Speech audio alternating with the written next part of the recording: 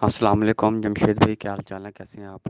اچھا جمشید بھائی، مجھے یہ بتانا، میری فیمیل کو نا ناک پہ نا خارش ہے، تو نا ناک پہ جیسے دانہ ٹائپ بن جاتا ہے نا، موٹا سا، جیسے چھوٹا سا روڑا سا بن جاتا ہے اوپر سے ابڑا ہوا، ایسے ہو گیا اس کو۔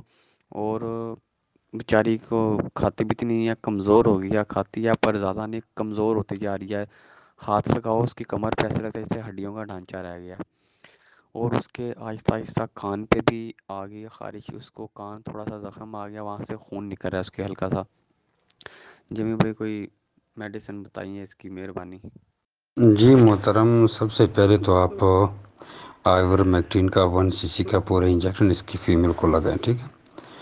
اس کے بعد کوئی کیڑوں کی دوائی 2 دن اس کو پلائیں، 2 ٹائم یا ایک ٹائم کسی بھی طریقے سے، تاکہ ہم یہ جو انٹرنل اور ایکسٹرنل جو خطرات ہیں اس کو ہم تسلی سے کر لیں کہ کیڑے شیڑے خارش مرشی کی ہمیں تسلی ہو جائے۔